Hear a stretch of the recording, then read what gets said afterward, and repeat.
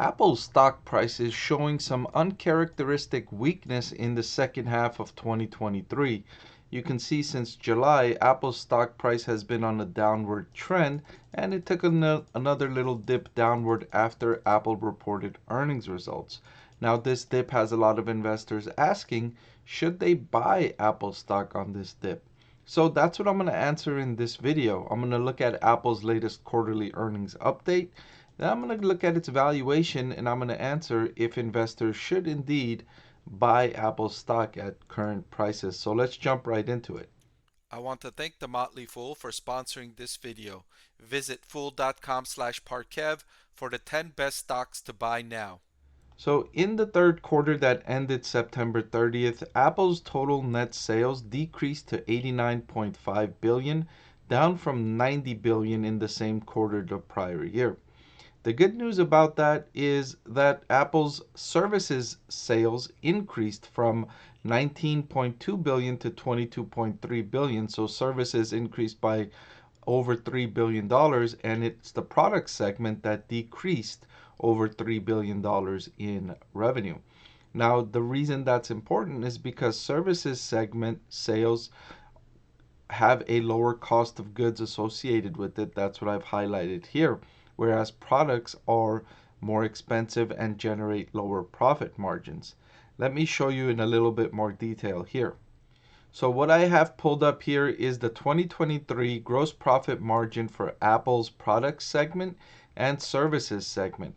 And what you could see is that the product segment generated a 36.61% profit margin for Apple in the third quarter, whereas the services segment generated a 70.94% profit margin, gross profit margin for Apple in the third quarter. And this has been common for several years now, where the services segment is nearly twice as profitable as the product segment for Apple.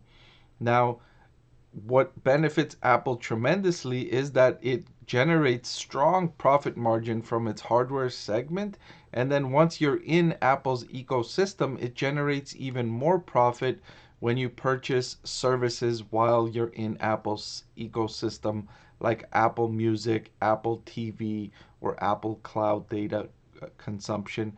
Whatever the service might be, Apple generates strong gross profitability from those services sales. So moving on, Apple's operating expenses. One of the things I like about Apple stock is that the company spends a good percentage of its revenue on research and development. Not only that, but it has proven successful in the spending in research and development. If I followed a company that spent billions of dollars on research and development for years and years and years, and I didn't see any fruits from those investments, I didn't see any good products coming out of that, then I would be disappointed.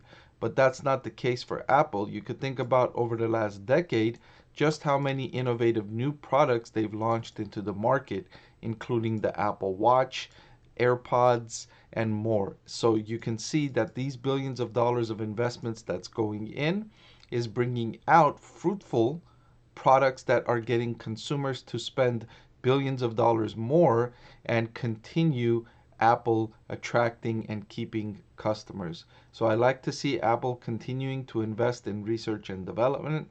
7.3 billion in the latest quarter, up from 6.7 billion, and 30 billion in the last year, up from 26.2 billion.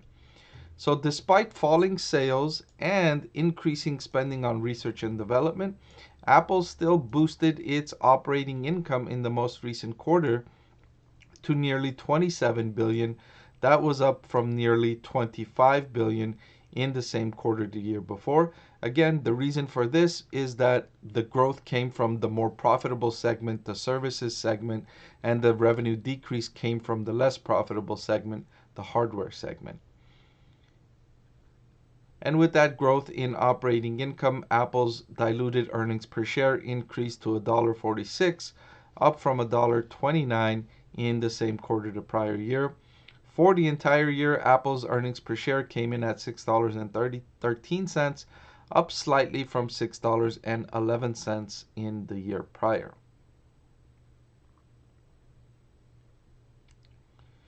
Another thing I wanted to highlight with Apple is that it's been spending billions of dollars buying back its own shares, thereby reducing the number of shares outstanding, which then increases the earnings per share because the net income is split among fewer shares. And you can see this here. Here I have the figure highlighted, the shares used in computing earnings per share. I have the diluted number highlighted, 15.6 million shares outstanding. That was down from 16.1 million in the same quarter the prior year. So Apple reduced the share count by about 500 million shares. So that means this net profit, this operating income, this net income is now split among fewer shares.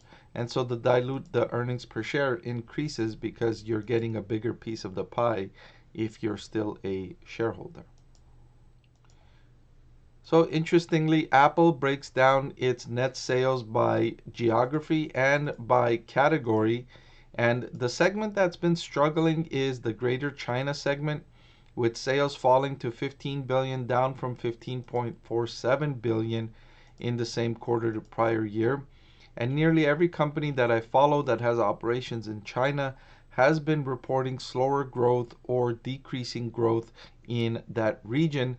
I'm surprised, or I shouldn't say surprised, but my forecast for the recovery in China came in a lot lower than I thought. I was forecasting an increase in economic activity in China as the economy reopened from COVID lockdowns.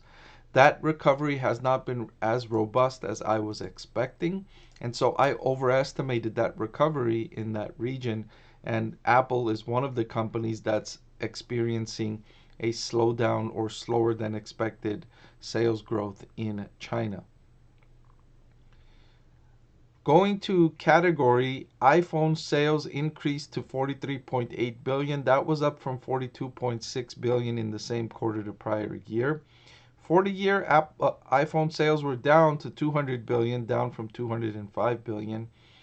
iPhone sales are unarguably the most important product for Apple because that's the main entry point to Apple's ecosystem.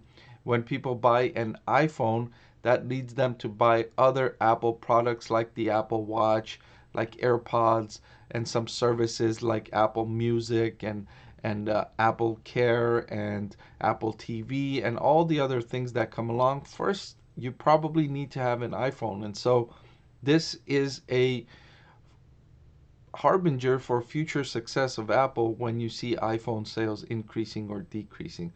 So it's good to see iPhone sales rebound in the latest quarter, increasing slightly and improving the trends that were down for the year.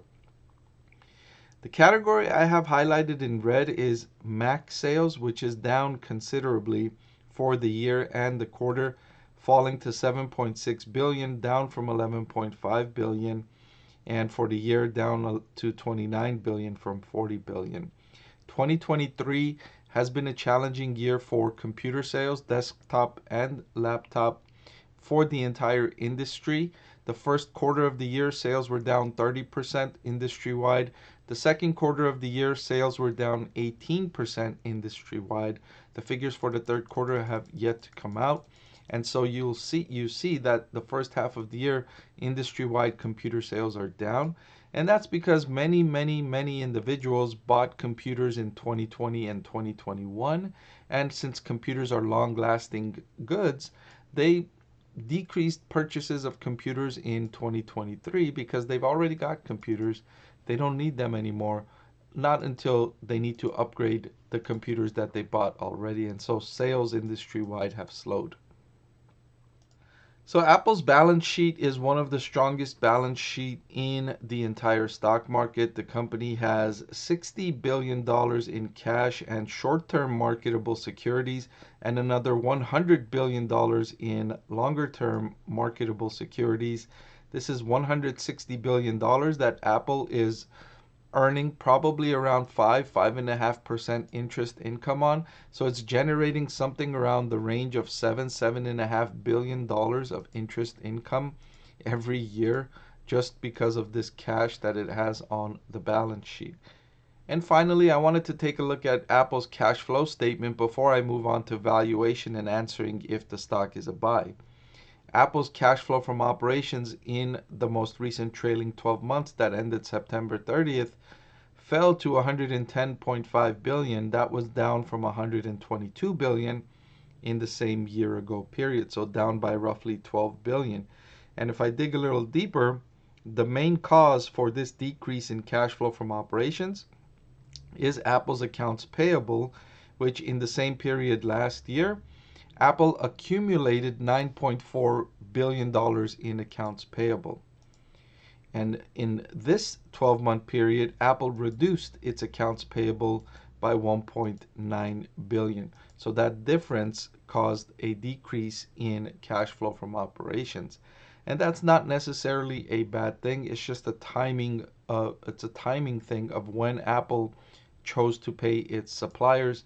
Sometimes suppliers will offer their purchasers a deal to pay down their accounts payable. They might tell you something like, well, if you pay us in 30 days, you owe us $9 billion. But if you pay us in the next week, we'll let you pay us $8.8 billion. So a company could save 200 million by paying its accounts payable early. Sometimes that's not always the case, but sometimes suppliers will offer a deal to companies to pay down their accounts payable sooner rather than later. And so that causes some timing differences in accounts payable and accounts receivable. So finally, I wanted to look at Apple's stock price valuation using the forward price to earnings ratio. Apple is trading at a forward PE of 24.72, right about average valuation for Apple stock going back 2 or 3 years. So I would say Apple stock is not cheap and Apple stock is not expensive. It's right around its fair valuation. It's trading at the price roughly around where I think it's worth. So to answer the question, should investors buy Apple stock? I certainly don't think it's a bad idea. I think if you buy Apple stock today and hold it for 10 years, the stock price is probably going to be higher than it is today. Do I think there's better stocks than Apple in the stock market? Yes, there's many stocks that I think are a better value than Apple stock in the stock market. Still, if you're interested in Apple stock and you're thinking, if I buy it today and hold it for 5 or 10 years, will it be at a higher price? I think so. So for that reason, yes, if you want to buy Apple stock on the dip, I don't think it's a bad idea. I think it's fairly priced. But before I let you go, if you've gained any value from this video, please subscribe to the channel. It'll really help support me to make more videos just like this one. Thank you so much for watching.